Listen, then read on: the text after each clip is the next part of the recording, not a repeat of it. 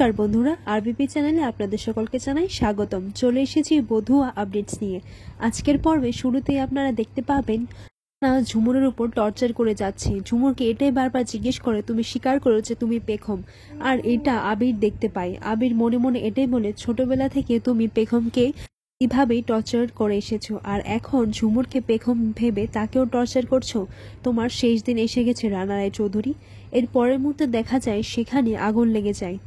রানা তাদের সাথীকে ডেকে পাঠায় এবং সে বলে, এই কে আছে, শিগগিরই এই আগুনটা নেভা।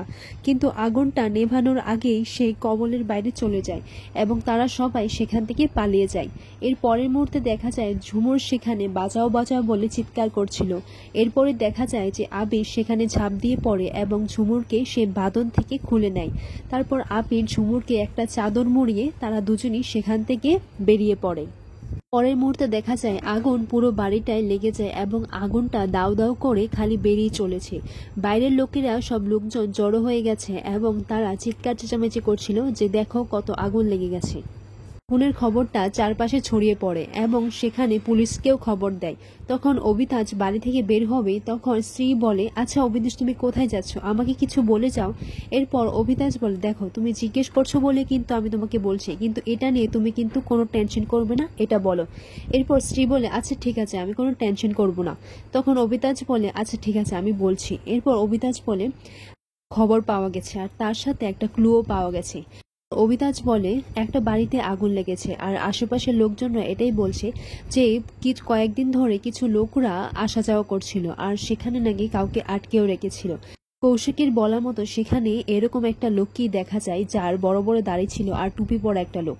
তখন কৌশিকী বলে, তার মানে ঝুমুরের কিডন্যাপের বিষয়ে আর এই ঘটনাটার সঙ্গে তো কোনো যোগাযোগ নেই।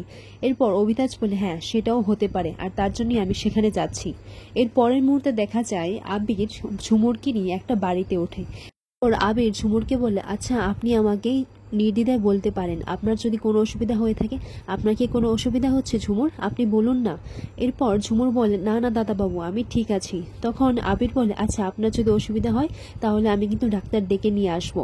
এরপর ঝুমুর বলে, আমি ঠিক আছে আমার কিচ্ছু হয়নি। তখন ঝুমুর বলে, আচ্ছা দাদাবাবু আপনি কি করে জানলেন যে আমি ওইখানটায় আছি। এরপর আবির বলে, যার উপর আমার সন্দেহ ছিল তাকে ফলো করতে করতে আমি সেখানে পৌঁছে গেছি, রানা রায় চৌধুরী, আর তার মুখোশ এখন খুলে গেছে, এ আর পার পাবে না। এরপর ঝুমুর বলে, হ্যাঁ আমিও ওই লোকটার মধ্যে কিছুটা আওয়াজ পেয়েছি, কিন্তু ওই মুখের মধ্যে টর্চ লাইট জ্বালিয়ে দিয়েছিল তো, আর তখন না আমার কিরকম একটা অদ্ভুত হচ্ছিল। তখন আবির বলে, তাকে হিপনোটাইজ করেছিল। তখন ঝুমুর বলে, হ্যাঁ দাদাবু ওই রকমই। এরপর আবির বলে, আচ্ছা আপনি বেফাস কিছু বলে দেননি তো। তখন ঝুমুর বলে, না আমার যতটুকু মনে আছে আমি কিছু বলিনি দাদাবাবু। আমাকে এটাই বারবার জিজ্ঞেস করেছেন যে আমি পেখম না ঝুমুর, বারবার এই প্রশ্নটাই করেছেন, কিন্তু আমি কিছুতেই মুখটা খুলিনি, আমি কিছুই বলিনি। পর দেখা যায় রানা বাড়ি ফিরে যায় এবং বাড়ি গিয়ে সে টিভিটা চালায়। টিভিটা চালিয়ে দেখে যে যে বাড়িটা পুড়ে গেছে সেই বাড়িটার নিউজ টেলিকাস্ট করা হচ্ছে। এরপর প্রত্যেক সাংবাদিকরাই সে পুলিশকে জিজ্ঞাসা করে যে এই ঘটনাটা কি একটা চক্রান্ত নাকি একটা স্বাভাবিক ঘটনা। মুহূর্তে দেখা যায় যে সেখানে অবিতাস আসে এবং অবিতাস এসে বলে, এটা আমাদের উপর ছেড়ে দিন, এটা শুধু তদন্ত সাক্ষেপ মাত্র, এখন আমরা কিছু বলতে পারছি না, আমরা তদন্ত করেই পরে সবটা জানতে পারবো। পর দেখা যায় আরেকজন পুলিশ অফিসার এসে বলেন, স্যার একটা বডি পাওয়া গেছে। পর সেখানকার লোকজনরা বলে, আচ্ছা আমরা কদিন ধরে কিছু অদ্ভুত লোককে এখানে যাতায়াত করতে দেখেছি আর একটা মেয়েকে এখানে আটকে রেখেছিল আর তার ছবিও আমরা তুলে রেখেছি। এটা শুনে রানা তো খুবই ঘাবড়ে যায়। রানা এটাই ভাবতে লাগে যে আচ্ছা কোনো ভিডিও করে রাখেনি তো, তাহলে তো সবটা সবাই জেনে যাবে আর সবকিছু দেখা যায়নি তো। পরের মুহূর্তে দেখা যায় অবিতাজকে বলা হয়, স্যার একটা ক্লু পাওয়া গেছে, এই লাশটার সাথে একটা জিনিস পাওয়া গেছে। তখন অবিতাজ সেই জিনিসটা দেখে বলে, ওমা এটা তো ঝুমুরের, তাহলে এটা কি ঝুমুরের লাশ। তখন এই কথাটা শুনে রানা খুবই খুশি হয়। রানা বলে, যাক তাহলে আপদ বিদেয় হয়েছে, ওকে সেখান থেকে বার করার খুব চেষ্টা করেছে কিন্তু পারলাম না, শেষে আগুনে ছাই হয়ে পুড়ে গেল। এখন তুমি কি করবে আবির, এখন তুমি কাকে গর্ত থেকে কুড়িয়ে এনে লাইভ টেলিকাস্ট করাবে বলো তো। ঝুমুরও শেষ আর পেখমও শেষ, এখন তুমি কি করবে। আমি হচ্ছি রানা রায়, আর রানা রায়কে ধরা এতটা সহজ নয় বুঝলে, আমি হেলের সাপ নয়, আমি হচ্ছি কুকুরের সাপ যে সহজে বার হয় না।